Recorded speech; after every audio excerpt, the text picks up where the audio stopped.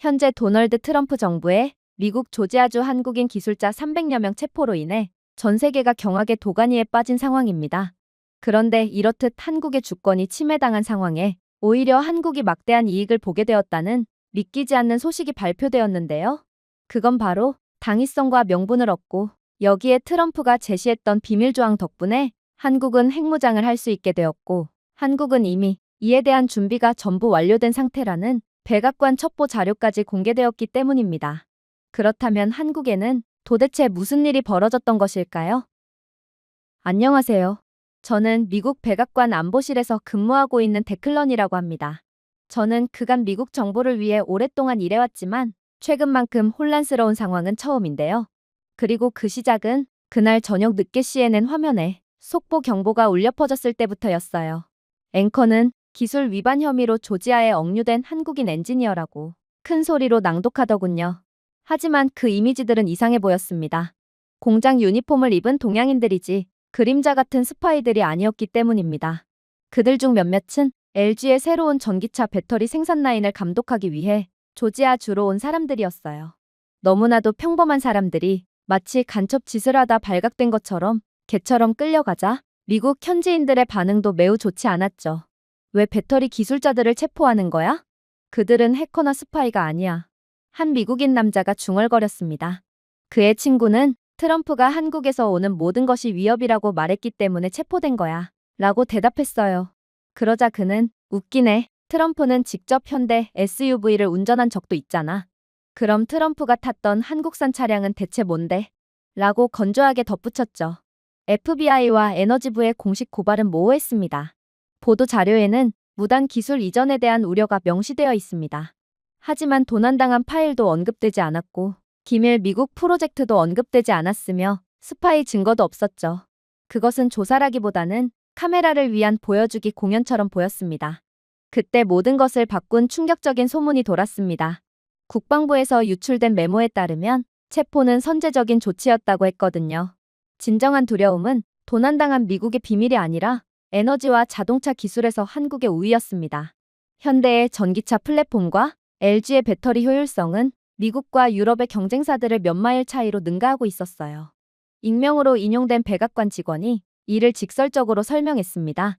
트럼프는 조지아에 있는 한국인들이 개척자처럼 보이는 것을 원하지 않았습니다. 트럼프는 그저 한국인들이 우리의 갇히기를 원했죠. 그는 미 국방부의 기밀 브리핑에서 전기차 배터리 기술에 대해 경고한 적도 있어요. 특히 LG의 배터리 프로토타입은 첨단 군사 저장 시스템의 이중용도 재료로 사용될 수 있기에 트럼프는 더더욱 한국을 경계하는 것입니다. 한 비공개 회의에서 트럼프는 화를 낸 것으로 알려졌어요. 한국은 단순히 자동차를 만드는 것이 아닙니다. 그들은 무기라고 부르지 않고 무기를 만들고 있어요. 현대의 엔진과 LG의 배터리는 첨단 무기의 핵심이 되는 기술입니다. 그러니 한국이 우위를 차지하기 전에 미리 짓밟아 놓을 필요가 있어요. 아이러니는 잔인했습니다. 테슬라의 네바다 기가팩토리와 같은 미국 공장은 현재 한국인 구금에 따른 한국인 기술자들의 대거 한국 이동에 따라 지원과 공급 부족에 직면했지만 트럼프는 여전히 큰 소리를 치고 있을 뿐이거든요. 심지어 한국산 기술은 제너럴 모터스의 전기 트럭의 부품을 공급하기도 합니다. 그러나 트럼프는 한국인 엔지니어들에게 감사하는 대신 의심과 수갑을 채우고 말았어요. 결국 서울에 있는 많은 사람들에게 메시지는 분명했죠. 이것은 도둑질에 관한 것이 아니었습니다. 독립에 대한 두려움에 관한 것이었어요. 한국의 거대 산업인 현대, LG, 삼성이 더 이상 미국의 동생 파트너가 아니라는 두려움 말이죠. 백악관에서도 트럼프의 조치에 대해 수긍하는 분위기였죠. 맞아요.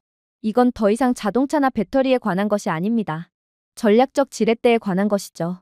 한국의 민간 기술은 하룻밤 사이에 군사 애플리케이션으로 전환할 수 있으며 그건 충분히 미국의 위협으로 작용할 수 있어요. 워싱턴에 떠돌던 문구는 소름 끼쳤습니다. 바로 핵없는 핵이었죠. 소형 LG 전지로 잠수함의 전력을 공급할 수 있는 한국, 현대의 AI 엔진으로 안내된 드론을 출시합니다. 그리고 단일탄도 없이 장거리 억제력을 유지할 수 있죠. 낡은 위계 질서에 집착하는 사람들에게는 악몽과도 같은 일이었습니다.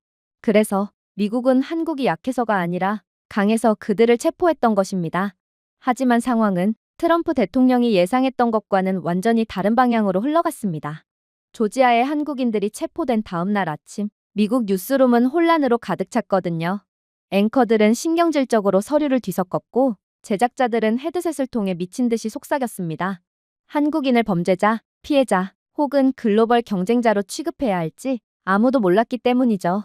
워싱턴에서는 싱크탱크들이 긴급 패널을 조직하기 위해 분주하게 움직였습니다. 허드슨 포럼에서 분석가가 자신있게 선언했어요. 한국의 전기차와 원자로 산업은 이중사용 잠재력을 가지고 있습니다. 국가 안보 위험은 부인할 수 없어요. 청중 속의 한 대학원생이 질문을 건넸어요. 그렇다면 미국은 한국의 기술이 실제로 작동하기 때문에 두려워서 민간인들을 개처럼 끌고 간 건가요? 마치 카르텔을 소탕하듯이요? 분석가는 당황하며 물러날 뿐이었죠. 한편 월스트리트에서는 트레이더들이 주식의 영향에 대해 토론했습니다. 현대 주가가 상승하고 있습니다. 투자자들은 기회의 냄새를 맡고 있어요. 이젠 많은 사람들이 이번 조지아주 사태가 한국이 너무 우수하기 때문이라는 사실을 인지하게 된 모양입니다. 라고 한 브로커는 흥분한 듯 말했습니다. 또 다른 사람은 고개를 저었어요. 아니면 위험할 수도 있습니다. 미국이 한국 기업들을 제한으로 목 졸라 죽일 수도 있어요. 트럼프는 한국이 이익을 보는 상황을 절대로 그냥 보고만 있지 않을 거라고요. 세 번째 사람이 끼어들었습니다. 트럼프가 한국에 제재를 가한다고요? 한국은 미국에 공장을 짓고 있어요. 그게 누구에게 도움이 되고 있나요? 트럼프는 절대로 한국에 싫은 소리를 할 수 없을 거예요. 이젠 더 이상 여론 조작도 통하지 않았어요. 텍사스의 토크 라디오에서 진행자가 천둥 소리를 냈습니다. 한국 엔지니어들은 미국 땅의 일자리와 비밀을 훔치고 있습니다. 하지만 미국의 시민들은 더 이상 속지 않았죠. 한 트럭 운전사가 대답했습니다. 일자리 훔치기? 제 아들이 LG 공장에 취직했어요. 아들은 한국에 고마워하고 있다고요. 대학 캠퍼스에서 학생들은 열띤 토론을 벌이며 체포 과정을 분석했어요. 이것은 주권에 관한 것입니다. 한국은 더 이상 추종자 국가가 아닙니다. 왜 그들을 존중하지 않는 거죠? 그들은 미국의 동맹 국가예요. 브루킹스 강당에서 비즈니스 리더들은 저녁 늦게까지 논쟁을 벌였습니다. 한 기술 CEO가 한국과의 관계를 철회하면서 트럼프의 말에 따라야 할까요? 아니면 한국과 협력해야 할까요? 라고 물었습니다. 한방위 산업체 직원이 으르렁거리더군요. 한국을 버립시다. 그들의 독립성이 미국을 위협할 수 있어요. 하지만 임원이 반격했죠. 위협? 현대와 LG가 없으면 디트로이트는 내일 무너집니다. 신중하게 생각하세요. 한국이 미국에 얼마나 많은 투자와 중요한 역할을 하고 있는지 아직도 모른단 말인가요? 모순들이 벽돌처럼 쌓여갔습니다. 언론 해설자들은 1분 동안 한국을 조롱한 다음 날 한국의 효율성을 칭찬했습니다. 경제학자들은 의존성에 대해 경고했고, 엔지니어들은 한국의 정밀함에 감탄하며 속삭였어요.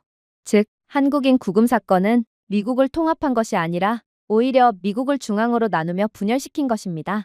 한편 풍자 코미디언들은 이 드라마를 야간 펀치라인으로 만들었습니다. 미국은 자동차를 너무 잘 만들었다는 이유로 현대 엔지니어를 체포했습니다. 라고 한 사람이 농담을 던졌습니다. 다음 주에는 햄버거보다 라면을 더 맛있게 만든 셰프들을 체포할 예정입니다. 스튜디오에서는 웃음이 터졌지만 유머는 진실로 가득 차 있었어요. 전국적으로 여론이 분열되었습니다. 일부 사람들은 한국의 부상이 미국의 쇠퇴를 의미한다고 우려했어요. 다른 사람들은 한국이 없으면 미국도 함께 망할 것이고, 미국이 한국을 버리기엔 한국은 미국에 너무 중요한 역할들을 하고 있다고 일침을 가했죠. 그럼에도 불구하고 분열의 고함소리 아래서 시간이 갈수록 감탄이 조용히 커지기 시작했습니다. 평범한 미국인들은 스스로에게 물었어요. 한국이 이곳에서 일자리를 창출하고 더 안전한 자동차와 더 깨끗한 에너지를 창출할 수 있다면 왜 그들을 두려워해야 할까? 하지만 더욱 충격적인 상황은 따로 있었습니다. 조지아에 억류된 엔지니어들의 이야기는 이젠 전 세계로 폭발했기 때문이죠. CNN은 헤드라인을 장식했습니다. 단순한 체포만이 아닙니다. 기술 전쟁의 시작입니다. BBC는 미국이 한국이 너무 앞서 있다고 처벌하고 있는지 묻는 코너를 방영했어요. NHK는 이를 워싱턴의 굴욕이라고 부르며 정의가 아닌 두려움이 수갑을 채웠다는 증거라고 불렀습니다. 패널 토론이 전파를 채웠습니다. CNN 원탁회의에서 한 미국 진행자가 직설적으로 질문을 제기했어요. 왜 미국이 현대와 LG 기술자 한국인들을 체포했을까요? 한국 지배에 대한 두려움 때문일까요? 한 유럽 분석가가 미소를 짓더군요. 미국은 이미 숨쉬기 위해 그들에게 의존하고 있어요. 여기 한국 반도체가 미국 방위 전자제품의 92%를 어떻게 구동하는지 보여주는 차트가 있습니다. 삼성과 SK 하이닉스 칩을 제거하면 펜타곤은 2주 안에 어두워지죠. 전직 CIA 요원이 얼굴을 찡그렸습니다. 그건 과장이에요. 그러나 분석가는 냉정하게 대답했어요. 아니요. 이것도 보수적으로 잡은 차트입니다. 모든 미사일, 드론, 위성은 메모리를 사용하고 그 첨단 메모리는 전부 한국이 만들거든요. 한편 블룸버그는 월스트리트 투자자들의 수치를 분석했습니다. 한국산 배터리가 없으면 미국 전기차 생산량이 1년 안에 78% 감소합니다. LG에너지와 SK온은 미국에서 거의 5개의 셀 중 4개를 공급하죠. 테슬라의 텍사스 공장, 포드의 블루오벌, GM의 울티움 등 모든 공장이 한국 음극에 묶여 있습니다. BBC는 절제된 감탄으로 연설하는 해양 전문가를 초대했어요. LNG 운반선과 컨테이너 메가십의 70% 이상이 한국산입니다. 현대중공업, 대우조선, 삼성중공업이 없었다면 미국산 수입품은 바다에서 썩을 것입니다. 텍사스산 원유가 스스로 항해한다고 생각하시나요? 영국 코스트가 웃으며 말했습니다. 그래서 바다도 한국에 고개를 숙이나요? 전문가는 진지하게 고개를 끄덕였어요. 한국이 없으면 세계무역은 끝입니다. 배가 없는데 어떻게 무역을 하겠어요? 그러나 진정한 경악은 따로 있었어요. 도쿄에서 NHK는 반도체 교수를 인터뷰했거든요. 그녀는 극자회선 리소그래피 확장에 있어 한국의 천재성을 보여주는 차트를 가리켰어요. 삼성은 많은 미국 팹이 10나노미터를 안정화하기도 전에 7나노미터에서 통합을 개척했습니다.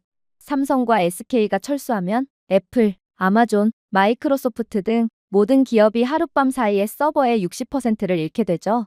한국의 칩은 미국 디지털 라이프에 보이지 않는 제국입니다.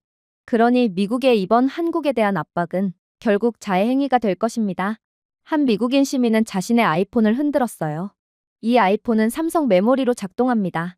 그러니 한국인을 체포하면 벽돌이 되죠. 이 영상은 수많은 SNS에 공유되며 그야말로 미국의 현실을 적나라하게 까발렸죠. 하지만 트럼프 입장에서 무엇보다 참을 수 없었던 건 바로 미국의 지식인들마저 이 사실을 인정했다는 거였습니다. 미국의 여러 캠퍼스에서 교수들은 마지못해 같은 사실을 인정했어요. MIT의 한 강연장에서 체포에 대해 토론했습니다. 한 교수는 이것은 도난당한 데이터에 관한 것이 아닙니다. 이것은 의존성 공황입니다. 한국 산업은 더 이상 우리가 할 수 없는 것을 제공해요. 빠르고 안전하며 천재적인 수준의 정밀함입니다. 한 학생이 초조하게 물었습니다. 그래서 한국이 없으면 무엇이 먼저 무너지나요? 교수는 침착하게 나열했어요. 14일 후 방위 전자제품, 6개월 후 전기차 산업, 8개월 후 물류 배송, 1년 후 소비자 가전제품 출시. 붕괴는 총체적입니다. 폭스 비즈니스에서는 보수적인 경제학자가 냉정한 계산으로 패널들을 놀라게 했습니다. 미국은 매년 1,400억 달러의 고부가 가치 한국 기술을 수입하고 있습니다. 그 공급을 제거하면 GDP는 1년 만에 4% 감소하게 됩니다. 이는 2008년 폭락보다 더 심각한 수치예요.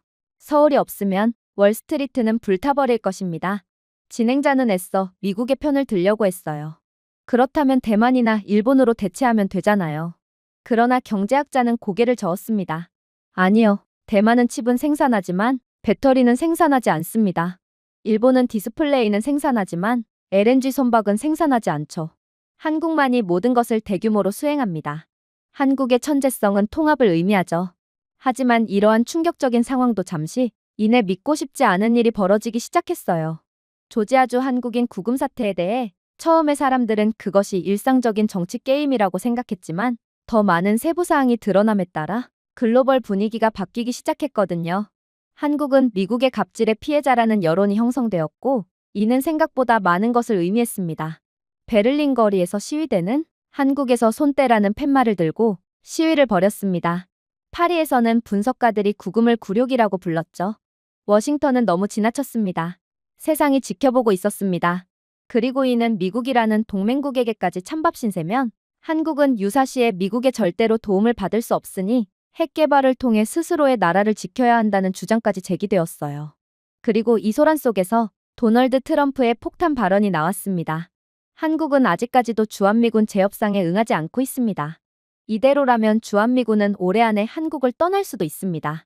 하지만 한국은 부자 나라이므로 스스로를 방어할 수 있겠죠. 저는 그들이 자신들의 국가를 미국 없이 스스로 지키기 위해 핵을 가지는 것을 찬성합니다. 군중이 포효했습니다. 기자들이 몰려들었어요. 트럼프는 예전에 자신이 했던 말을 그대로 반복하며 주한미군 철수와 동시에 한국 핵무장 허용을 다시 한번 공개적으로 부르짖었거든요. 미국의 많은 논평가들은 서둘러 이를 일축했습니다. 그들은 그것을 무모하고 위험하며 불가능하다고 불렀죠. 하지만 워싱턴 내부에서는 아무도 웃지 않았습니다. 트럼프의 패턴을 알고 있었기 때문입니다. 그는 계산 없이 아이디어를 떠올린 적이 없어요. 그리고 여기 계산이 있습니다. 미군을 한국에서 철수시키면 수십억 달러를 절약할 수 있습니다. 한국이 핵을 통해 독자적인 방어를 하도록 내버려두면 중국은 약화되죠. 무엇보다도 트럼프는 유권자들이 자신의 대담함을 좋아한다는 것을 알고 있었습니다. 하룻밤 사이에 전 세계적인 논쟁이 변화했습니다. 더 이상 한국이 처벌받아야 하는가? 가 아니었습니다. 그것은 한국이 마침내 핵무기를 가질 권리가 있는가? 가 되었죠. 더 타임스의 사설은 다음과 같았습니다. 한국은 위협받고 궁지에 몰리고 과소평가되어 왔습니다. 아마도 그들이 마땅히 받아야 할 힘으로 그들을 신뢰할 때가 된 것 같습니다. 서울에서는 대중의 분위기가 바뀌었습니다. 부당한 대우에 대한 분노로 시작된 것보다 더 깊은 것, 즉 권리의 실현으로 변했죠. 만약 워싱턴이 더 이상 한국에 대한 보호를 보장하지 않는다면 이제 한국은 스스로 이를 보장할 권리가 있었죠. 심지어 이번 구금 사태로 인해 미국은 한국을 버렸고 북한이나 중국의 공격 시에 절대로 미국의 보호를 받을 수 없다는 국제 여론이 팽배해졌기에 한국의 핵무장의 명분과 당위성은 지금으로선 너무나도 충분해 보였습니다. 결국 이에 대한 비상회의가 소집되었어요. 상황실은 조용했습니다. 긴장감은 평소보다 더 무거웠죠. 한국의 핵무장을 공개적으로 지지하면서 미군이 한국에서 철수할 수도 있다는 트럼프의 갑작스러운 선언은 전 세계적인 논쟁을 뒤집어 놓았습니다. 수년 동안 한국이 핵무기를 보유하고 있다는 생각은 환상으로 치부되었습니다. 실제로 자리에 모인 몇몇 미국 분석가들은 불가능하다라고 웃었어요. 외교관들은 상상할 수 없다라고 주장했습니다. 하지만 여기서 그들은 더 이상 상상할 수 없는 것이 아니라 위험할 정도로 그럴듯한 시나리오에 직면해 있었습니다. 미국 정부는 처음으로 진정으로 고려하지 않았던 현실을 직시해야 했거든요. 트럼프는 한국이 핵무기를 개발하려면 몇 년은 좋게 걸릴 거라고 예상하고 있지만 한국은 이미 핵무기를 개발할 모든 준비가 되어 있었다면 어떨까요? 국가안보보좌관은 침묵을 깼습니다. 그의 목소리는 차분했지만 말의 무게가 모든 인원들을 압박했어요. 신사숙녀 여러분, 그는 말했습니다. 조지아에서 체포된 사람들은 결코 단순한 산업 스파이 활동에 관한 것이 아니었습니다. 구금된 사람들은 기업 설계의 사소한 도둑이 아니었습니다. 그들은 훨씬 더 위험한 것을 가지고 있었는데 이는 한국이 수십 년이 아닌 몇 주 안에 핵무기 능력을 개발할 수 있는 기술을 개발했다는 증거입니다. 눈이 휘둥그레졌습니다. 한 장군이 앞으로 몸을 숙이고 주먹을 불끈 쥐었어요. 그건 말도 안 돼요. 그가 짖었습니다. 핵 프로그램은 몇 년이 걸립니다. 때로는 수십 년이 걸리죠. 이란을 보세요. 북한을 보세요. 그들은 수십 년 동안 피를 흘리며 제자리에 도달했습니다. 하지만 고문은 움찔하지도 않았어요. 그는 폴더를 앞에 두드렸습니다. 굵은 빨간색 글씨로 기밀 서류라고 적혀 있었어요. 이것은 숨겨진 파일입니다. 아무도 존재할 줄 몰랐던 보고서입니다. 제목은 한국의 조용한 핵준비 태세죠. 오늘 밤 듣게 될 소식은 여러분들의 상상을 아득히 뛰어넘을 것입니다. 그리고 핵폭탄급 충격은 즉시 찾아왔습니다. 파일의 첫 번째 섹션에서는 사용 후 핵연료의 첨단 재처리인 파이로 프로세싱에 대해 설명했거든요. 수십 년 동안 미국은 바로 이 결과를 우려해 한국이 공개적으로 추진하는 것을 막았습니다. 그러나 보고서는 한국이 미국조차도 보유한 것보다 훨씬 더 큰 돌파구를 조용히 달성했다고 주장하고 있더군요. 파일에 따르면 한국은 파이로 프로세싱을 통해 대량의 폐연료봉에서 플루토늄을 추출할 수 있었습니다. 하지만 이것은 일반적인 재처리가 아니었습니다. 한국 과학자들은 독점적인 합금과 원자로 설계를 통해 더 빠르고 안전하며 효율적으로 처리할 수 있는 방법을 완성했어요. 한국은 현재 용량으로 연간 1,500kg의 플루토늄을 생산할 수 있었는데 이 정도면 매년 350개 이상의 핵탄두를 생산할 수 있는 무지막지한 수치였어요. 놀란 대령이 속삭였습니다. 연간 350? 보좌관이 고개를 끄덕였습니다. 네, 그리고 그것은 기존에 신고된 시설에만 해당됩니다. 우리의 정보에 따르면 한국은 이 수치를 2배 또는 3배로 늘릴 수 있는 숨겨진 용량이 있다고 해요. 즉, 한국은 우리가 생각하는 것보다 훨씬 더 무시무시한 나라라는 겁니다. 그러나 진정한 충격은 아직 시작도 안 한 상태였어요. 두 번째 섹션은 SLBM 기술, 잠수함 발사탄도 미사일로 넘어갔거든요. 이 파일에 따르면 한국의 대우조선과 현대중공업은 이미 최신 KSS-3 잠수함의 발사 플랫폼을 통합한 것으로 밝혀졌습니다. 이들은 공식적으로 전통적인 플랫폼이었지만 수정을 통해 최소한의 재설계로 핵탑재 미사일을 탑재할 수 있었습니다. 그 함의는 분명합니다. 라고 보좌관은 설명했습니다. 내일 한국이 핵 능력을 발표하더라도 즉시 해상에서 배치할 수 있습니다. 완벽하게 숨길 수 있고 심지어 이동식이죠. 사실상 탐지할 수 없다는 뜻입니다. 회의실 내부는 얼어붙었습니다. 해상 기반 핵 억지력은 미국, 러시아, 프랑스, 영국 등 가장 선진적인 핵 강국의 특징이었습니다. 웬만한 기존 핵 보유국들도 이 단계까지는 도달하지 못하고 있죠. 그런데 핵이 없는 한국이 아무도 모르게 이 단계에 도달했다고 말하는 것은 충격 그 이상이었습니다. 상상도 할 수 없던 일이었죠. 하지만 파일은 무자비했습니다. 이미 미 첩보 요원이 한국 조선소에서 증거를 확보한 상황이었거든요. 한국은 이미 콜드 런치 시스템을 테스트한 바 있던 상태였어요. 한국이 개발한 SLBM 프로토타입은 기존 순항 미사일로 위장했지만 사거리와 추진력은 훨씬 더 강력하다는 것을 시사했습니다. 그리고 또 다른 충격이 있었습니다. 보좌관은 현대연구소와 포스코가 개발 중인 나노 엔지니어링 합금에 대해 설명했어요. 이 합금은 소형 핵탄두에 필요한 극한의 열과 압력, 즉 세계 최고의 극한의 열과 압력을 견딜 수 있었습니다. 방 안에 있던 한 수석 과학자가 중얼거렸습니다. 그건 소형화를 의미합니다. 바로 그거예요. 보좌관이 확인했습니다. 한국은 부피가 큰 1세대 탄두가 필요하지 않습니다. 그들의 설계는 작고 효율적이며 숨길 수 있는 장치를 가능하게 하죠. 평범한 미사일과 구별조차 할 수 없는 핵탄두를 포탄에 넣는다고 상상해보세요.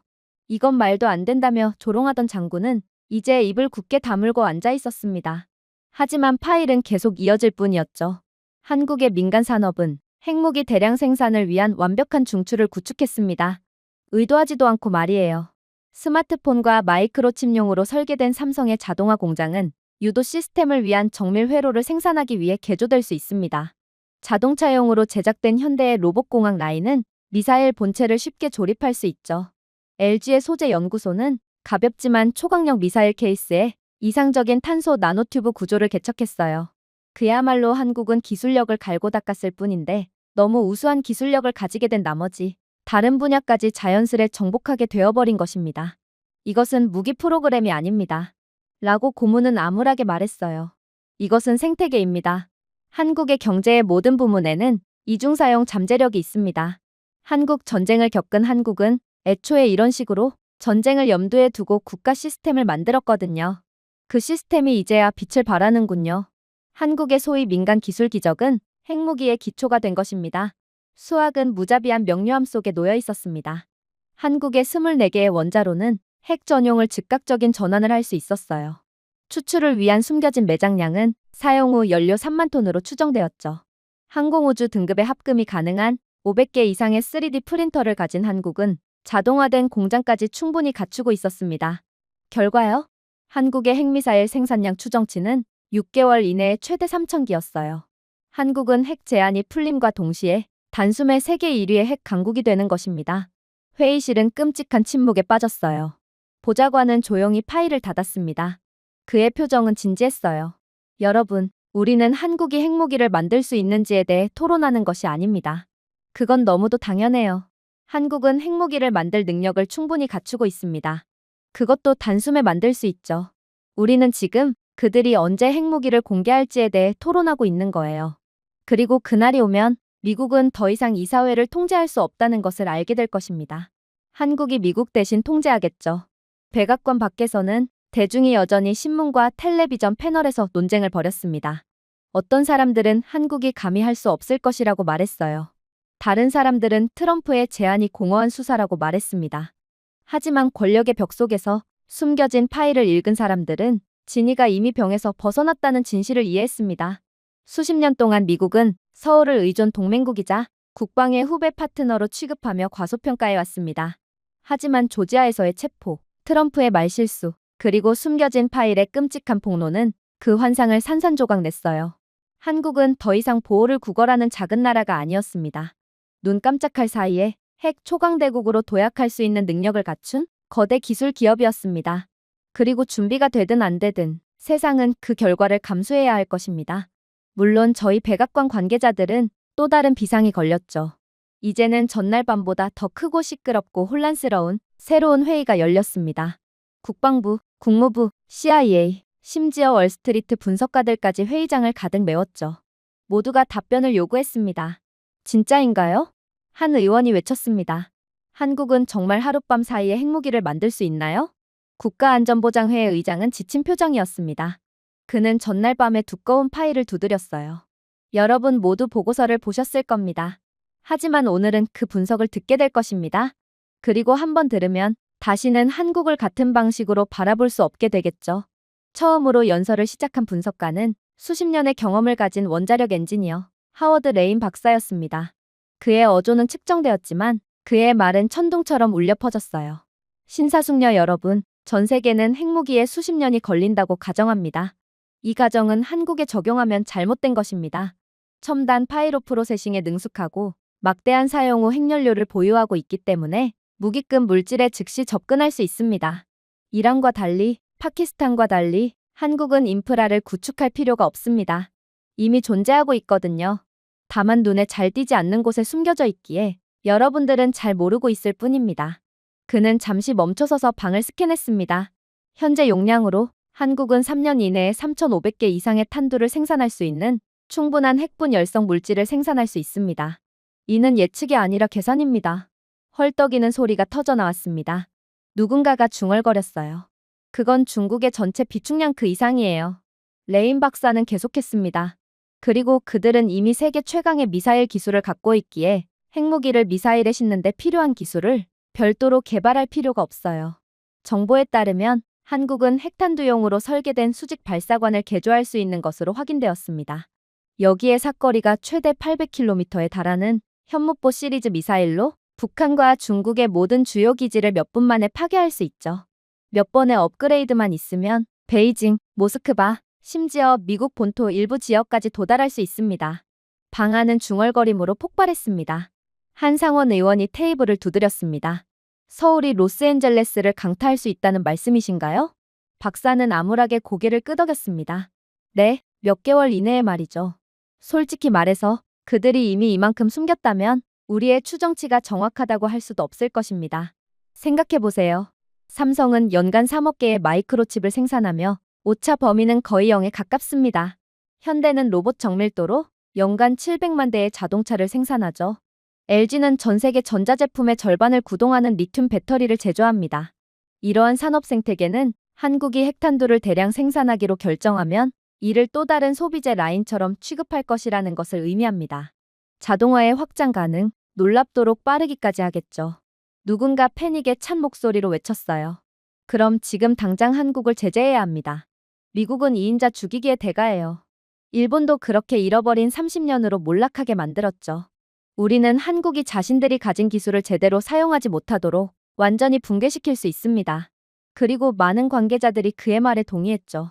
한국은 배터리와 반도체에 대해 자랑할 수도 있지만 미국은 진짜 열쇠를 쥐고 있죠. GPS, 사이버 보안, 위성 이미지, 운영체제, 전투기, 항공 전자기기 등 한국은 우리에게서 벗어날 수 없습니다. 그들은 한 번도 미국의 기술 없이 살아본 적이 없죠. GPS부터 시작합시다. 한국의 미사일과 드론은 미국의 신호에 의존하고 있어요. 미국의 기술이 없다면 한국은 아무것도 못한다는 말입니다. 그러나 박사는 조용하게 충격적인 견해를 내놓을 뿐이었어요. 그건 10년 전의 이야기일 뿐입니다. 한국의 KPS 체계는 이미 아시아 전역에 배치되어 있었습니다. 정확도가 20cm 미만에 도달하여 미국의 GPS 기술을 능가하고 있죠. 심지어 미국 해군조차도 태평양 근처에서는 조용히 한국의 KPS를 사용하고 있습니다. 무슨 뜻인지 이해하시나요? 10년 전에는 한국이 미국의 GPS 기술에 의존했지만 지금은 미국이 한국의 기술에 의존하고 있다는 말입니다.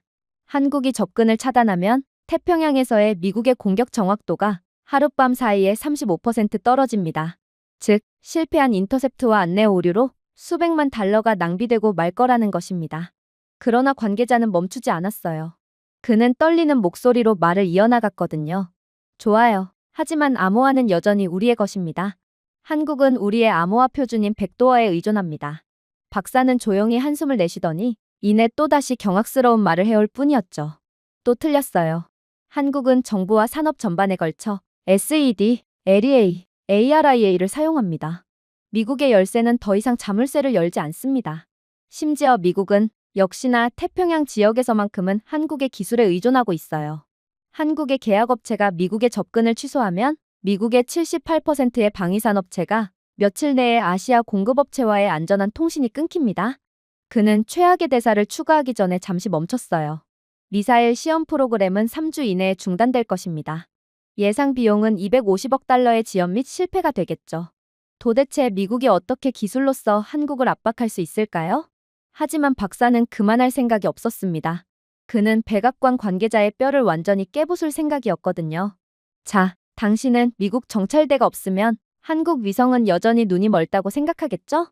하지만 한국의 425 프로젝트 위성들은 이미 이미지를 전송하고 있었습니다.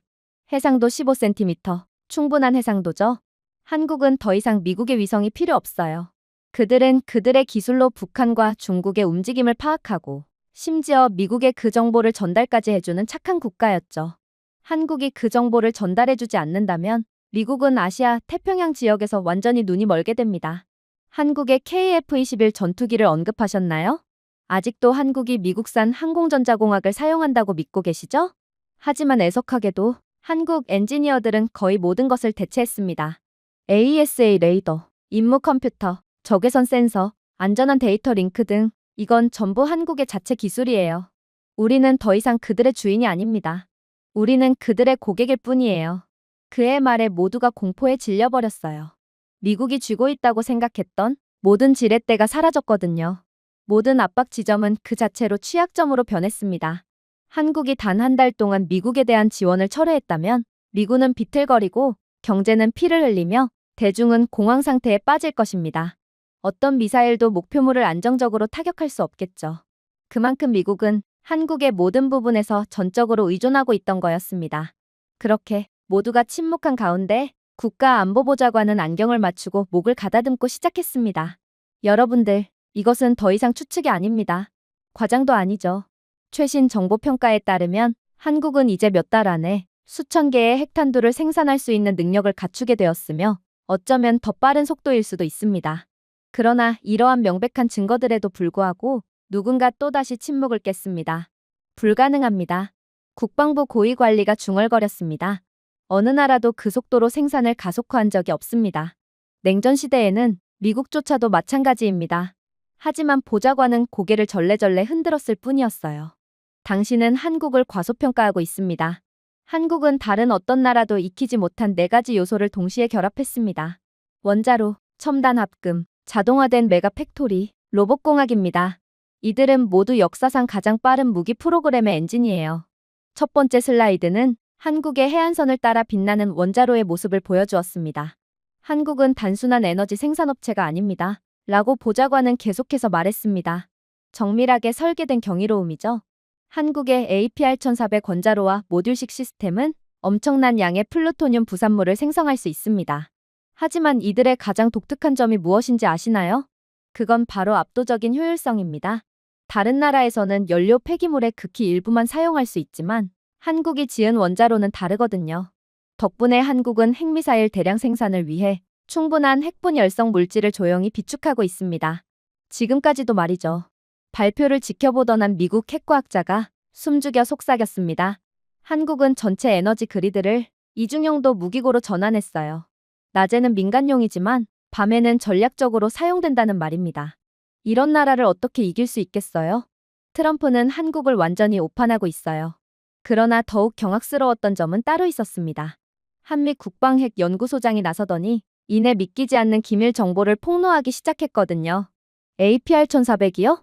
한국이 가진 원자로가 그것밖에 없을 것 같나요? 한국은 더 이상 전통적인 대규모 원자력 발전소에 의존하지 않습니다. 물론 한국은 애초에 세계에서 가장 빠르게 플루토늄을 생산할 수 있는 원자로를 가지고 있긴 했지만 그들은 더욱 무서운 속도로 군용 플루토늄을 생산할 수 있는 소형 모듈형 원자로인 SMR을 완성했어요. 그리고 이러한 원자로를 공장 제품처럼 증식할 수 있습니다.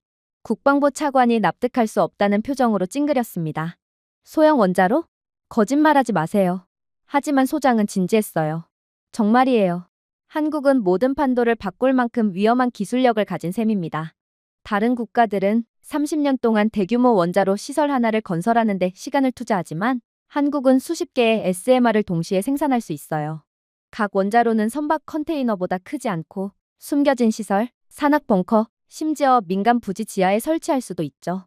즉, 한국이 이 SMR을 몇 개나 가지고 있을지는 아직도 미지수라는 말입니다. 그리고 일단 가동되면 몇 주 안에 수십 개의 탄두를 연료로 사용할 수 있는 충분한 핵분 열성 물질을 공급할 수 있기에 그야말로 한국이 가진 잠재력은 무한대라고 볼 수 있죠. 방이 뻣뻣해졌습니다. 몇 주 안에라는 말은 비현실적이고 거의 외설적으로 느껴졌습니다. 그러나 차관은 그래봤자 미국이 그동안 설치해둔 수많은 원자로를 통해 대규모 생산을 하는 것이 가장 빠르다며 애써 충격을 받지 않은 척을 하려고 했는데요. 그러자 소장은 그저 경악을 금치 못할 발언으로 차관의 입을 완전히 다물게 할 뿐이었어요. 한국이 개발한 소형 원자로인 SMR은 전통 원자로와는 비교조차 되지 않아요. 전통적인 원자로 프로젝트는 계획부터 운영까지 30에서 50년이 걸리는 경우가 많죠. 한국의 SMR? 90일이면 됩니다. 출하해서 본격적인 플루토늄 생산으로 전환하려면 90일이 걸립니다. 즉, 미국의 우위는 단 90일 만에 깨지게 된다는 거예요. 그리고 다시 말하지만 위성이 볼 수 있는 거대한 원자로와는 달리 SMR은 도시 풍경이나 외딴 계곡으로 사라질 수 있어요. 부산의 위장 산업 창고에 SMR이 들어설 수도 있다는 것입니다. 강원의 산터널은 또 다른 원자로를 숨길 수 있죠. 정보기관은 이미 물질 출력이 무기화되기 전까지는 절대로 알지 못해요. 미국은 한국의 움직임에 대응조차 못한다는 것입니다. 그러나 가장 중요한 점이요? 그건 바로 생존 가능성입니다. SMR의 경우 위기 상황에서 한 대가 파괴되면 수십 대를 더 운영하면 돼요. 분산되고 은폐되고 자동화되거든요. 단 한 번의 공격으로 시스템을 무력화시킬 수 없다는 말입니다. 그러나 미국의 원자로는 달라요. 그래서 미국은 이 원자로를 지키기 위해 더 많은 돈을 들여야 해요. 그러나 한국은 그런 유지비가 전혀 들지 않죠. 트럼프는 이런 나라를 과소평가한 것입니다. 감히 말이죠. 그러나 이러한 연이은 충격에도 불구하고 한국의 가장 소름 돋는 점은 따로 있었어요. 왜냐하면 한국의 압도적으로 효율적이고 빠른 모습은 그들은 24시간 밤낮을 가리지 않고 무기를 생산하기 때문에 가능한 거였거든요. 서울과 부산 외곽의 거대한 자동화 공장 이미지는 또 다른 냉기를 회의실 안에 전달했습니다. 로봇 팔의 줄, AI가 안내하는 컨베이어 벨트, 센서가 깜빡이고 있었어요. 알고 보니 다른 나라들의 공장과는 달리 한국은 수천 명의 작업자가 필요한 수동 조립 라인이 필요가 없었습니다. 한국의 시스템은 반도체 및 자동차 부문에서 완벽하게 작동하는 로봇 시스템으로 이미 한국의 대기업들은 이러한 최첨단 무인 공장을 갖춘 상황이었거든요. 그리고 한국은 이중사용 분야에서 매우 권위적인 역할을 하고 있는 국가답게 이제 이러한 자신들의 시스템을 국방 생산으로 용도를 변경할 수 있게 되었습니다. 삼성과 현대 등의 민간 공장에서 개조가 완료되면 정밀 폭탄 케이스, 전자제품, 심지어 미사일 부품까지 거의 결합률 없이 제조할 수 있는 최첨단 군사 공장이 만들어지는 셈이었어요. 그러니 한국은 몇 년이 걸리던 핵무기 생산을 이제 몇 주로 압축할 수 있고 수천 발의 미사일을 단숨에 만들 수 있게 되는 거였죠. 구석에 있던 한 분석가는 얼이 빠진 채 중얼거렸습니다. 그래서 그들은 억지력 자체를 산업화했다는 거군요. 그러자 보좌관은 더욱 충격적인 대답을 해올 뿐이었죠. 그는 한국의 국방실험실에 있는 휴머노이드 로봇, 복잡한 회로를 조립하는 팔, 부품을 운반하는 드론 등의 시설을 보여주었거든요. 한국의 로봇공학은 처음에는 배달, 제조, 심지어 노인 돌봄 등 서비스 부문에서 소개되었습니다. 하지만 아시죠? 한국은 이중사용 인프라 면에서 세계 최고라는 것을 말입니다. 한국은 이번에도 조용히 병렬 시스템을 구축했습니다. 방사선 차폐 조건에서도 정밀 조립이 가능한 로봇, 지치지 않고 오류를 범하지 않으며 하루 24시간 일할 수 있는 로봇을 만들어냈죠. 암시가 시작되자 회의실은 조용해졌습니다. 한방위 산업체 직원이 속삭였어요. 그러니까 그들은 스마트폰처럼 핵을 만들 수 있겠네요. 보좌관의 눈은 차가웠습니다. 네, 역사상 처음으로 핵탄두가 대량 생산 시대로 접어들고 있습니다. 오직 한국만이 할 수 있죠. 보고서의 결론은 대담한 빨간색 잉크로 무뚝뚝하게 작성되었습니다. 그러니까 한국이 원한다면 수개월 내에 수천 개의 핵탄두를 생산할 수 있다는 겁니다. 이를 반박할 근거는 아무것도 없어요. 그리고 한국의 속도는 인류 역사상 전례가 없는 속도입니다. 불신의 속삭임이 테이블 전체에 퍼졌지만 보좌관은 신경조차 쓰지 않았습니다. 생각해보세요. 미국은 한때 맨해튼 프로젝트에 수년간의 노력을 기울여 몇 개의 폭탄을 만들었습니다. 소련은 수십 년 동안 이를 따라잡으려고 노력했죠. 하지만 한국은 민간 기술, 상업적 효율성, 끊임없는 혁신 문화를 활용해 두 가지를 모두 뛰어넘었습니다. 그들은 국가 시스템 전체를 무기화했습니다. 반응은 즉각적이고 혼란스러웠습니다. 한 경제학자는 시장이 이 냄새를 맡으면 글로벌 무역이 흔들릴 것입니다. 투자자들은 서울로 도망치거나 몰려들며 어느 쪽이든 시스템을 불안정하게 만들 것입니다. 라고 숨을 헐떡였습니다. 회의실 안에 있던 기자는 펜을 흔들며 자신이 단순한 정보 보고서가 아니라 새로운 시대의 새벽을 기록하고 있다는 것을 깨달았죠. 그는 녹음기에 속삭였습니다. 오늘 밤 세상은 변했습니다. 전력은 더 이상 항공모함이나 석유 매장량에서 측정되지 않습니다. 1000개의 탄두를 얼마나 빨리 만들 수 있는지에 따라 측정되죠. 그리고 그 기준으로 본다면 한국은 이제 무섭도록 최고가 될 것입니다. 하지만 그때 국방부 정보부로부터 믿기지가 않는 소식이 터져나왔습니다. 그가 든 파일에는 아까보다 훨씬 더 진한 빨간색 잉크가 찍혀 있었고 대통령 극비 문서라고 적혀 있더군요. 정보부장은 망설이다가 결국 문서를 열었습니다. 여러분, 제가 지금 공개하려는 것은 로봇공학보다 더 놀라운 일이며 3D 프린팅 미사일 프레임보다 더 위험합니다. 우리는 이제 한국에 대한 가장 소름 끼치는 증거를 가지고 있으며 한국이 이미 자국 땅 깊숙이 묻혀있는 숨겨진 핵 비축량을 보유하고 있을 가능성이 크다는 것을 알게 되었습니다. 상황실은 공황으로 가득 찼습니다. 처음에는 그 제안이 터무니없어 보였어요. 한국이요? 오랫동안 핵 확산 금지 조약에 충성을 맹세해온 바로 그 나라가요? 대량 살상 무기가 아닌 K드라마와 스마트폰 수출로 유명한 나라를 말하는 건가요? 하지만 정보부장은 침착한 어조로 말을 계속했습니다. 우리는 개방된 시설에 대해 이야기하는 것이 아닙니다. 수십 년 동안 신중하게 숨겨온 비밀 매장지입니다. 월성 원자력 발전소의 지하단지와 경상도 산 아래에 일부러 지어진 동굴도 포함될 것으로 알려졌습니다. 정보부가 입수한 정보에 따르면 이 부지에는 보고되지 않은 플루토늄과 고농축 우라늄이 비축되어 있을 가능성이 큽니다. 회의실 내부가 불안정하게 바뀌었습니다. 국방부 장관이 손을 들었어요. IAEA의 사찰이 이를 놓쳤다는 건가요? 불가능합니다. 그들의 감독은 끊임없어요. 절대로 그들의 눈을 피할 수 없죠. 그러나 정보부장은 암울하게 미소를 지을 뿐이더군요. 서류상으로는 그렇겠죠. 하지만 한국은 디지털, 산업, 전략 등 위장에 능통한 나라입니다. 한국인들은 전 세계에서 가장 IQ가 높은 사람들이라는 것을 모르시나요? 생각해보세요. 한국은 평범해 보이는 건물에 도시 크기의 반도체 팹을 숨길 수 있는 국가예요. 그런데 그런 국가가 왜 핵물질 지하 금고 몇 개를 숨기지 못할까요? IAEA는 주어진 데이터만큼 강력합니다. 그리고 한국은 그 데이터의 흐름을 통제할 수 있어요. 즉, 그들에게는 불가능이란 없단 말입니다. 파일에는 거친 위성사진이 표시되어 있었습니다. 익숙한 월성 시설 아래에는 공식 청사진보다 훨씬 더 깊은 터널이 펼쳐져 있었어요. 이곳에서 한밤중에 원인을 알 수 없는 열징후가 감지되었다는 데이터가 표시되어 있었습니다.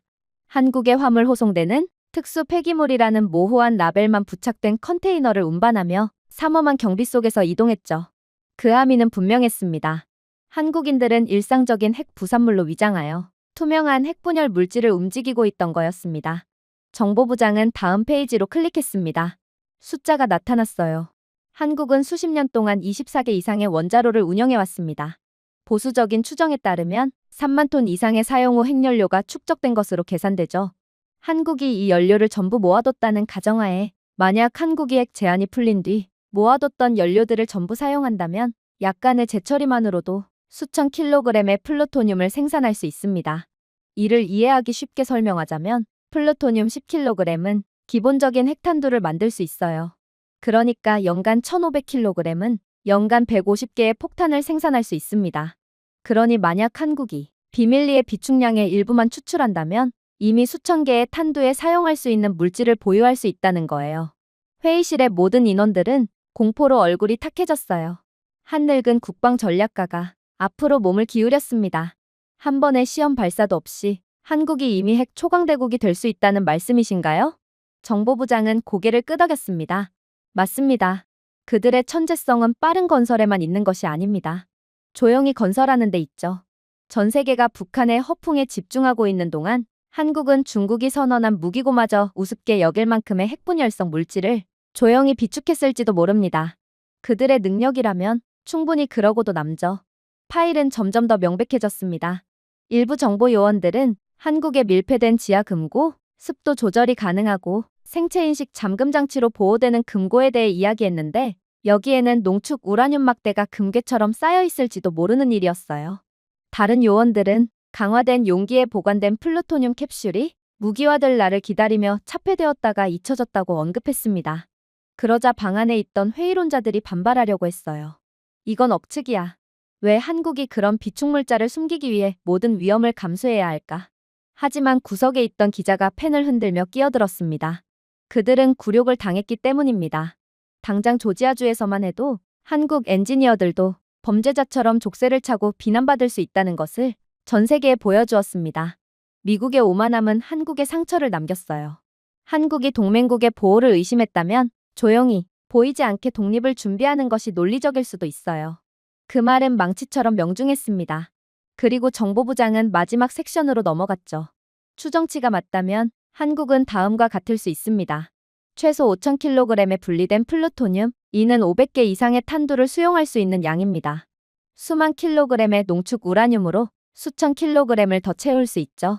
이를 합치면 4,000에서 6,000개의 핵무기를 보유할 수 있는 이론적 잠재력을 갖게 됩니다. 폭풍이 오기 전에 공기처럼 느껴지는 정적이 내렸습니다. 한 장군이 속삭임으로 그것을 깨뜨렸어요. 만약 그것이 사실이라면 한국은 하룻밤 사이에 미국과 맞설 수 있을 것입니다. 아니, 미국을 넘어서겠죠. 정보부장은 그것을 부정하지 않았습니다.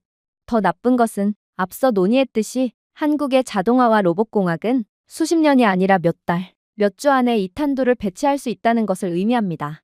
미국은 반세기에 걸친 산업투쟁을 통해 무기고를 건설했어요. 한국은 그 일정을 침묵으로 압축했을지도 모릅니다. 즉, 한국이 이를 공개하기로 결정하면 세계 질서가 바뀐다는 것입니다. 백악관 브리핑룸은 긴장감으로 가득 찼습니다.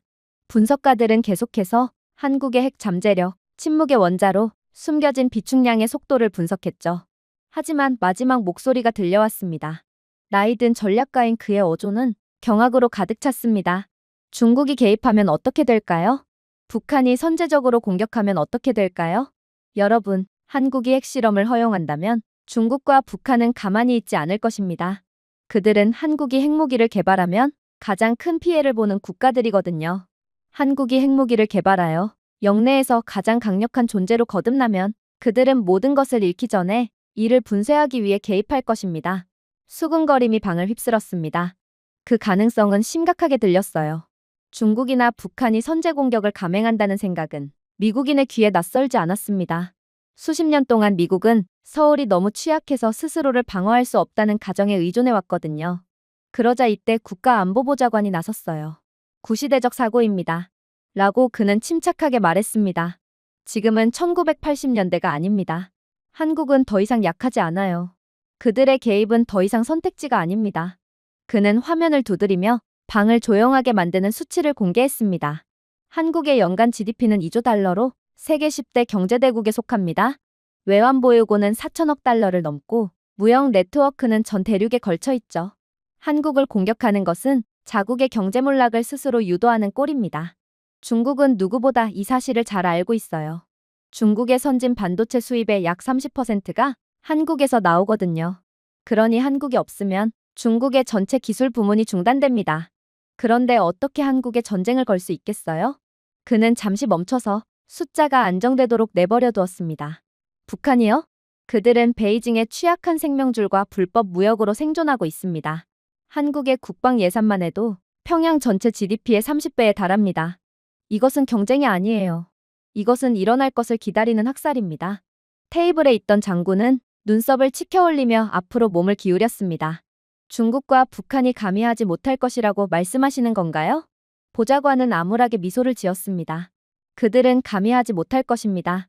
화면이 다시 바뀌었는데 이번에는 한국의 전투기, 구축함, 미사일, 잠수함 등 일련의 세련된 기계들이 등장했습니다. 한국은 스텔스 KF-21 보라매와 업그레이드된 F-35 편대를 포함해 600여 대의 첨단 전투기를 배치하고 있습니다. 이들의 미사일 방어망은 사드, 패트리어트, 한국산 LSAM 요격기를 통합하여 이스라엘의 아이언돔에 맞설 수 있는 층층이 쌓인 방패를 만들고 있지만 이건 모두 한국이 자체 기술력으로 개발했기에 전쟁 상황에서도 유지보수될 수 있죠. 그가 클릭하자 새로운 숫자가 나타났습니다. 한국 해군은 이지스 레이더를 장착한 구축함과 호위함 20척과 순항 미사일로 무장한 디젤 전기 잠수함 20척을 배치합니다. 심지어 3년 안에 3,000톤급 신형 KSS-3 잠수함을 도입할 예정인데 이건 전 세계에 도달할 수 있는 탄도 미사일을 탑재한 죽음의 잠수함이에요. 이런 잠수함에 핵탄두가 결합된다고 생각해보세요. 서울에 대한 공격은 스스로 목숨을 끊는 행위와 다름이 없습니다. 장군은 고개를 저었습니다. 가장 중요한 것을 빼놓으셨네요. 한국의 미사일 프로그램은 어떻길래 그렇게 자신만만하신 겁니까? 그러자 보좌관은 망설임 없이 대답했습니다. 한국의 현목보 탄도 미사일은 세계에서 가장 무거운 탄두 중 하나인 2톤을 초과하는 탄두를 탑재하고 있습니다. 사거리는 무려 800km죠. 정확도요? 오차는 거의 몇 센티미터 수준의 정밀함을 자랑합니다. 그러니 단 한 번의 포격으로 몇 분 안에 모든 북한 지휘부 벙커를 지울 수 있죠. 그는 마지막 이미지를 올렸습니다. 산 아래 거미줄처럼 뻗어있는 서울의 지하 지휘 네트워크였어요. 그리고 한국의 견고해진 인프라를 잊지 마세요. 5,000개 이상의 강화된 대피소와 지하 기지는 핵 공격 시나리오에서도 생존 가능성을 보장합니다. 한국은 구원을 기다리는 희생자가 아닙니다. 지금의 한국은 요새입니다. 하지만 가장 충격적인 점은 따로 있었어요. 군사력은 엄청났지만 다음 섹션은 진정한 노가웃을 선사했거든요. 군사력은 파업을 억제합니다. 경제력은 야망을 질식시키죠. 중국은 한국과의 전쟁을 감당할 수 없습니다. 한국은 전 세계 디램칩의 70% 이상과 전 세계 낸드 플래시의 50% 이상을 공급합니다. 한국을 제거하면 중국의 스마트폰 산업은 하룻밤 사이에 무너집니다. 화웨이, 샤오미 등 모든 중국 브랜드는 모두 한국 반도체에 의존하고 있어요. 이뿐입니까? 중국은 한 달 이상 전쟁을 지속할 수도 없죠. 최첨단 반도체가 없는데 이들의 무기 보충은 대체 어떻게 하겠어요? 그는 다시금 그래프를 가리키며 몸을 기울였습니다. 배터리도 잊지 맙시다. LG, SK, 삼성 등 한국 기업들은 전 세계 전기차 배터리의 거의 40%를 공급하고 있습니다. 중국이 원자재를 지배할 수도 있지만 한국은 두뇌를 소유하고 있어요. 이 공급을 중단하면 중국의 전기차 꿈은 무너집니다. 물론 이들은 전쟁 물자에 들어가는 배터리를 공급받지 못하게 되기에 아예 장기전 자체가 불가능하여 한국에 그대로 박살나고 말 것입니다. 물론 전 세계는 중국의 침략을 지지하지도 않겠죠. 중국의 경제가 한국에 의존하기 때문에 한국을 지지할 것입니다.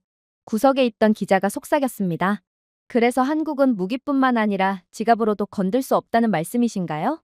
보좌관은 고개를 끄덕였습니다. 맞아요. 한국은 세계 경제의 요충지입니다. 그리고 중국과 북한 모두 이를 알고 있기에 아무리 한국에 대한 핵무장이 허용된다고 해도 절대로 한국을 건들 수가 없는 거죠. 그러자 장군은 다시 한번 시도했어요. 하지만 보세요. 궁지에 몰렸다고 느낀다면 베이징이나 평양이 여전히 공격을 감행할 수 있어요. 그만큼 한국의 핵무장은 중국과 북한의 마지막 카드를 앗아가는 셈이거든요. 국가안보보좌관은 이번에도 확신을 가지고 고개를 저었습니다. 우리가 실행한 모든 모델은 동일한 결과를 보여줍니다. 북한은 미사일을 발사하고 한국은 몇 시간 안에 보복하여 평양을 지도에서 지웁니다. 중국이 힘을 동원해도 마찬가지예요. 한국은 기술 수입을 차단하고 G7을 집회하며 베이징 경제에서 수조 달러를 낭비하는 제재를 촉발합니다. 개입은 자멸과 같습니다. 그렇기 때문에 그들은 움직이지 않을 것입니다. 그는 목소리를 날카롭게 내며 몸을 더 가까이 기울였습니다. 여러분, 한반도가 세계의 화약고가 아닌 것은 역사상 처음 있는 일입니다. 한국은 늘 수많은 전쟁에 휘말려 왔지만 항상 그것을 막아왔어요. 그들이 약할 때조차 한국은 반드시 외세의 침략을 어떻게든 막아냈죠. 그런데 지금이요? 한국은 세계에서 가장 강력한 국가 중 하나가 되었어요. 이번에는 당연히 그 공격을 쉽게 막아낼 것입니다. 회의실은 조용해졌습니다. 문제를 제기한 회의론자조차도 눈을 낮췄어요. 결론은 피할 수 없었습니다. 한국은 미사일도 금수 조치도, 베이징도, 평양도 이를 제재할 수 없는 지경에 이르렀습니다. 경제, 무기, 회복력 등 모든 데이터 라인이 같은 이야기를 들려주었거든요. 그리고 국가안보보좌관은 마지막 속삭임으로 일을 마무리했습니다. 그들은 한국을 상대로 움직이지 않을 것입니다. 왜냐하면 한국을 상대로 움직이는 것은 미래 자체를 상대로 움직이는 것이기 때문입니다. 그리고 미국도 해당되는 말이에요. 한국이 핵무장을 한다면 이젠 미국조차 한국에 먹히고 말 것입니다. 상황실은 다시금 정적으로 숨이 막혔습니다. 분석가들은 몇 시간 동안 공장, 비축물자, 잠수함, 미사일에 대해 이야기했어요. 그러나 최종 보고서가 테이블 위에 놓여 있을 때 그 표지에는 굳은 장군들조차도 충격을 받을 정도의 제목이 적혀 있었습니다. 핵 한국의 경제적 및 전략적 영향, 그것을 열어본 백악관 분석가는 이번에는 두려움에 떨며 말하지 않았습니다. 그의 어조는 마치 역사 자체를 인정하는 것처럼 거의 경건한 듯 안정적이었습니다. 신사 여러분, 그는 시작했습니다. 한국이 핵의 문턱을 넘으면 그 영향은 전장에서 끝나지 않을 것입니다. 그 영향은 모든 이사회, 모든 무역장, 지구상의 모든 과학 실험실에 퍼질 것입니다. 이것은 단순히 억지력에 관한 것이 아닙니다. 이것은 지배력에 관한 것이죠. 그는 첫 번째 차트를 클릭했습니다. 한국의 연간 국방비 지출은 현재 약 500억 달러에 달합니다. 핵 억지력을 통해 5년 안에 기존 지출을 40% 가까이 줄일 수 있습니다. 즉, 연간 200억 달러가 지원되며 연구, 인프라, 글로벌 확장에 직접 유입될 수 있는 자금이에요. 또 다른 슬라이드는 글로벌 무기시장 영향이었습니다. 이미 각국은 미국의 방위비 보장을 확보하기 위해 경쟁하고 있습니다. 하지만 한국이 핵무장 극초음속기와 SLBM을 보유하고 있는 상황이 된다면 소규모 국가들은 누구를 신뢰할 것 같나요? 보호 비용을 과다 청구하는 국가? 아니면 타의 추종을 불허하는 기술로 뒷받침되는 강력한 억지력을 제공하는 국가? 2023년 이미 170억 달러에 달했던 한국의 방위비 수출액은 2035년까지 연간 800에서 1000억 달러로 급증할 수 있습니다. 그렇게 되면 한국은 지구상 최대 무기 수출국이 될 것입니다. 장군들은 의자에서 자리를 옮겼습니다. 이것은 더 이상 군사보고서가 아니었습니다. 미국의 패권에 대한 부고였어요. 하지만 가장 소름 돋는 점은 따로 있었어요. 다음 섹션은 참석한 경제학자들 모두를 놀라게 했거든요. 한국의 핵 프로그램은 탄두에만 국한된 것이 아닙니다. 에너지에 관한 것이죠. 소형 모듈형 원자로와 첨단 핵연료에 대한 숙달 덕분에 한국은 글로벌 청정에너지 시장을 장악할 수 있게 되었습니다. 한국이 군사적 보호와 함께 이러한 시스템을 수출하기로 결정하면 전 대륙이 한국과의 계약에 따라 화석 연료에서 벗어날 수 있습니다. 숫자들이 화면 전체에 번뜩였습니다. 2040년까지 전 세계 원자력 시장은 1조 3천억 달러의 돈이 순환될 것으로 예상되는데 핵 보유 시 예상되는 한국 점유율은 이 중 45%였어요. 연간 수출 수익만 따져봐도 6천억 달러가 훌쩍 넘었죠. 분석가의 목소리가 더욱 날카로워졌습니다. 이는 한국이 사우디아라비아가 석유로 벌어들이는 수입보다 에너지 수출로 더 많은 수입을 올린다는 것을 의미합니다. 한국은 단순히 원자로를 판매하는 것이 아닙니다. 그들은 전 세계 전력망을 통제하게 될 거예요. 백악관 전략가가 속삭였습니다. 에너지는 헤게모니입니다. 빛을 움직이는 사람은 누구든지 미래를 움직이는 사람입니다. 그러자 아직 경악을 하기에는 일렀어요. 파일은 기술로 이동했는데 여기에는 더욱 충격적인 보고서가 기다리고 있었거든요. 핵 억지력과 한국의 산업 생태계를 결합하면 새로운 제국이 탄생합니다. 핵 안보는 기업들이 강압에 대한 두려움 없이 해외로 확장할 수 있는 전례 없는 자유를 제공하니까요. 해외 시장은 원자력 강국에 대한 제재나 공격적인 경쟁을 주저할 것입니다. 그 결과는 한국 기업들이 글로벌 지배적인 위치로 뛰어들게 되겠죠. 그는 예시를 나열했습니다. 반도체요? 전 세계 디램의 70%, 랜드 메모리의 50%가 이미 한국이 장악하고 있는 상황에서 핵 억지력은 이러한 흐름을 위협할 수 없습니다. 시장 점유율은 10년 이내에 85%까지 상승할 수 있어요. 전기차 배터리는 더욱 충격적이죠. LG 에너지 솔루션과 SK 이노베이션과 같은 한국 기업은 이미 전 세계 시장의 40%를 공급하고 있습니다. 여기에 원자력 레버리지가 추가된다면 아프리카와 남미로부터 리튬 계약을 확보하여 점유율을 65% 이상으로 끌어올릴 수 있습니다. 조선이요? 한국 야드는 이미 전 세계 LNG 운반선의 60%를 생산하고 있습니다. 보호가 보장되면 90%의 지배력을 확보할 수 있어 중국을 고부가가치 해양 부문에서 사실상 배제할 수 있습니다. 중국의 돈이 그대로 한국으로 넘어오는 것입니다. 소비자 가전 부분도 놀랍죠. 삼성과 LG는 더는 지정학적 장벽에 직면하지 않을 것입니다. 미국의 제재에 저항하는 국가들은 한국산 기기로 전환하여 아시아, 아프리카, 남미에서 애플을 넘어 시장 진출을 확대할 수 있습니다. 그야말로 한국이 세계의 기준이 되는 것이죠. 하지만 회의실을 더욱 충격에 빠뜨린 부분은 아직 시작도 안 한 상태였어요. 그건 바로 자본 흐름이었죠. 투자자들은 약소국으로 몰려들지 않습니다. 그들은 강한 국가로 몰려들죠. 한국이 핵을 보유하게 되면 전략적 무능력에 대한 인식이 외국인 직접 투자의 눈사태를 일으킬 것입니다. 기업들이 한국의 보호 우산 아래 자리를 잡으면서 10년 안에 1조 달러의 신규 유입이 발생할 것으로 예상됩니다. 그는 또 다른 예측을 가리켰습니다. 원화는 달러, 유로와 함께 기축 통화가 됩니다. 서울은 싱가포르와 홍콩을 제치고 아시아의 금융 중심지가 되겠죠. 한국 국부펀드는 2045년까지 3조 달러 이상으로 성장할 것입니다. 분석가는 암울하게 미소를 지었습니다. 신사 여러분, 월스트리트는 한국에 저항하지 않을 것입니다. 한국에 구애할 것입니다. 그때 글로벌 지도가 나타나면서 파일이 더 어두워졌습니다. 한때 한국의 지역 라이벌이었던 일본은 이제 항복할 수밖에 없습니다. 그들의 헌법은 핵무기를 금지하고 있어요. 그들의 대중은 재군비화에 저항하고 있기도 하죠. 한국이 핵 패권을 달성하면 일본은 한국의 그늘 아래에서 동맹을 맺을 수밖에 없습니다. 오랫동안 미국의 보호에 의존해온 호주는 제고할 것입니다. 한국의 해구상과 무역협정이 결합되면 캔버라가 워싱턴에서 멀어질 수 있어요. 유럽도 해지를 할 수 있습니다. 프랑스와 영국은 작은 무기고를 사용하지만 한국은 산업과 원자력을 결합하면 한국 주도의 연합으로 유인될 수 있습니다. 그리고 인프라와 보호가 절실한 개발도상국들은 한국을 미국의 지배력과 중국의 강압에 대한 대안으로 보게 될 것입니다. 그는 침묵이 깊어지도록 내버려 두었습니다. 요약하자면 미국의 동맹 네트워크는 한국의 궤도에 하나씩 균열을 일으킬 수 있습니다. 그러고 나서 그는 칼을 비틀듯 마지막 문화 슬라이드를 클릭했습니다. K-팝, 드라마, 한국 문화는 이미 전 세계 젊은이들을 지배하고 있습니다.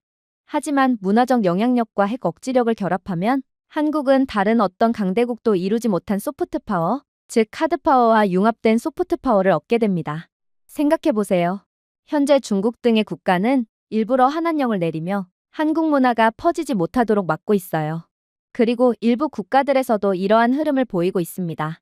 하지만 핵무기를 가진 한국을 거스를 수 있는 국가는 이제 아무도 없게 됩니다. 그 결과는 단순한 감탄이 아니게 되겠죠. 그것은 충성심으로 이어질 것입니다. 국가들은 안보뿐만 아니라 정체성을 위해 한국과 동맹을 맺을 수 있어요. 최종 예측이 화면에 나타났습니다. 2035년까지 방위 수출 수익 1,000억 달러, 에너지 수출 수익 6천억 달러, 기술 부문 우위는 장관이었죠. 반도체 85%, 배터리 65%, 조선 90%이 예상되었습니다. 한국의 국부펀드 3조 달러가 넘을 것으로 전망되었고 잠재적 핵탄두는 6,000개가 넘을 것으로 예상되었어요. 당연히 한국의 글로벌 위치는 경제와 군사력 면에서 1위를 차지하며 미국을 뛰어넘을 것으로 예상되었습니다. 분석가는 이제 더는 토론이 필요 없다는 듯 천천히 파일을 닫았습니다. 이것은 환상이 아닙니다. 숫자입니다. 그리고 숫자는 거짓말을 하지 않죠. 한국이 핵을 보유한다면 단순히 스스로를 방어하는 것이 아닙니다. 한국은 세기를 소유하게 될 것입니다. 그리고 그는 아무도 감히 큰 소리로 말할 수 없는 말을 속삭였습니다. 미국은 20세기를 만들었을지도 모릅니다. 하지만 21세기는 한국의 것입니다. 트럼프의 오판으로 인해 한국은 세계를 손에 쥐게 될 것입니다. 그리고 그로 인해 상황실의 불빛이 어두워졌습니다. 이미 역사는 바뀌었습니다. 제가 준비해온 내용은 여기까지입니다. 끝까지 시청해주셔서 진심으로 감사드리며 여러분들의 구독과 좋아요, 알림 설정은 영상 제작에 큰 힘이 됩니다. 이상 세모튜브였습니다.